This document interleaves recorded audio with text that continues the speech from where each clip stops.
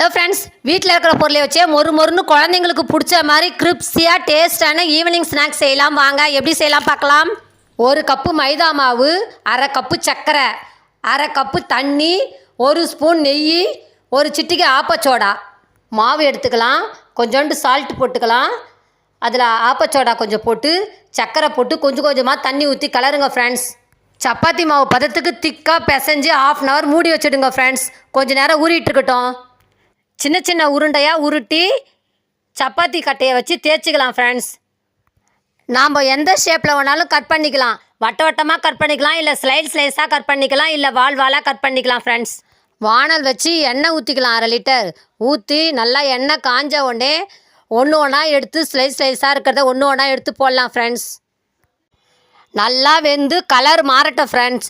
Colour மாறின உடனே திருப்பி போடுங்க. திருப்பி போட்டு நல்லா ப்ரௌன் கலர்